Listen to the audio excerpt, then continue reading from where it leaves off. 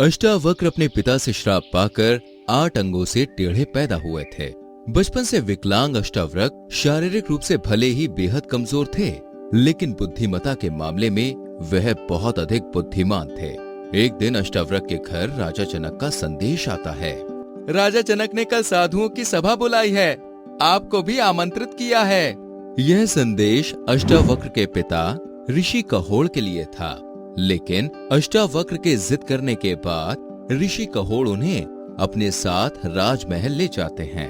राजमहल में लगी सभा में देश के विभिन्न हिस्सों से पहुंचे विद्वान आपस में यह चर्चा कर ही रहे थे कि राजमहल में क्यों बुलवाया गया है। तभी राजा जनक के दरबारी कहते हैं, राजा जनक आत्मज्ञान पाना चाहते हैं, इसीलिए उन्होंने आप सभी को यहाँ बुलवाया है। तभी राजा जनक खुद दरबार में पहुँचते हैं और कहते हैं कि आप सभी यहाँ मौजूद हैं, तो बताइए आत्मज्ञानी कैसे बना चाहता है। इस पर एक ऋषि कहते हैं, आपको इसके लिए राजपाट छोड़ना होगा। वहीं दूसरे ऋषि कहते हैं कि आपको संन्यास लेकर हमारे साथ जंगलों में चलना होगा। तीसरे ऋषि कहते हैं कि घोर तपस्या और यज्ञ करने होंगे। इन सब की बातें सुनकर ऋषि अष्टावक्र हंस पड़ते हैं। तभी उनके पिता ना हंसने का इशारा करते हैं। सभा का माहौल एकदम शांत हो जाता है। राजा जनक का ध्यान अष्टावक्र के शरीर पर जाता है और वो कहते हैं कि इतने गंभीर विषय में तुम हंसकर इन ऋषि मुनियों का अपमान कर रहे हो। तभी अष्टावक्र कहते हैं कि दरअसल आप जो चाहते हैं, इस सभा में मौजूद सभी ऋषि यहाँ तक कि मेरे पिता भी मिलकर आपको नहीं दे सकते। यह सुनकर सभी ऋषि मुनि एक दूसरे की शक्ल देखने लगते हैं और ऋषि कोहड़ भी गुस्से से क्रोधित हो उठते हैं। तभी राजा जनक कहते हैं कि इस अपमान के बदले तुम अपने शरीर को भी खो बैठोगे बालक। ऋषि अष्टावक्र कहते हैं कि मुझे अपने प्राणों की कोई परवाह नहीं है, लेकिन मैं फिर भी यही कहूँगा कि यह लोग आपको आत्मज्ञान नहीं दे सकते। इसी बीच सभा समाप्त होती है और सभी अपने घर चले जाते हैं।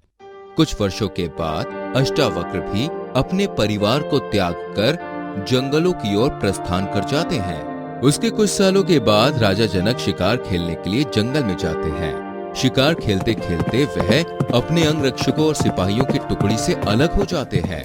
रास्ता भटकने के बाद राजा जनक थोड़े घबराए हुए अपने घोड़े पर जंगल में इधर उधर टहलते हैं, लेकिन ना तो उन्हें वापसी का रास्ता नजर आता है और ना ही उन्हें अपने सिपाही और अंगरक्षक मिलते हैं। कुछ देर बीत जाने के बाद राजा जनक का ध्यान एक पेड़ की तरफ जाता है, जिसके नीचे अष्टावक्र बैठे थे। राजा जनक अष्टावक्र के शरीर को देखते ही पहचान जाते हैं। राजा जनक कहते हैं कि क्या आपने मेरे अंगरक्षकों या फिर सिपाहियों को देखा है? राजा जनक फिलहाल सही सलामत अपने महल पहुंचना चाहते थे।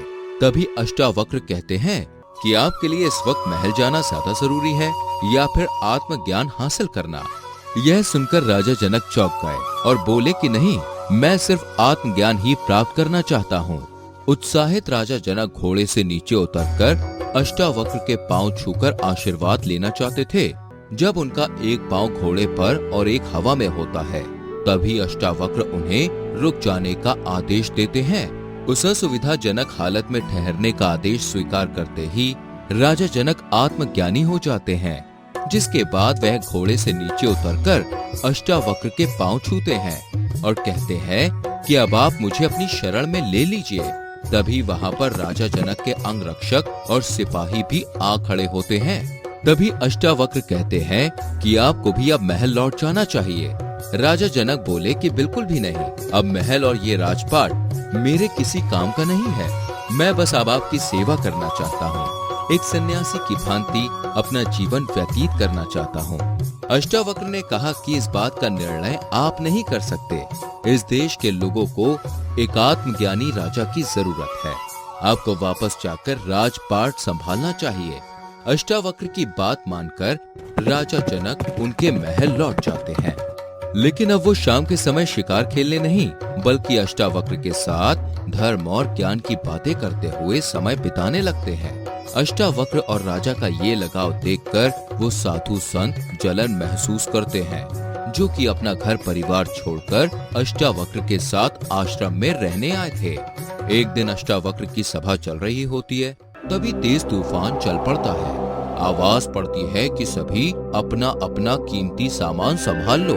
तभी वहां मौजूद सभी सन्यासी भाग खड़े होते हैं। तूफान समाप्त होता है, सभी वापस आते हैं और अष्टावक्र कहते हैं कि आप सबने संन्यास ले रखा है, आपके लिए यहाँ कोई वस्तु कीमती नहीं होनी चाहिए।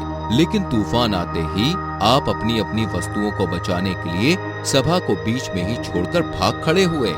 आपको राजा जनक से सीखना चाहिए, कैसे वो तूफान के दौरान भी अपनी कीमती वस्तुओं की परवाह किए बिना सभा में बैठे रहे।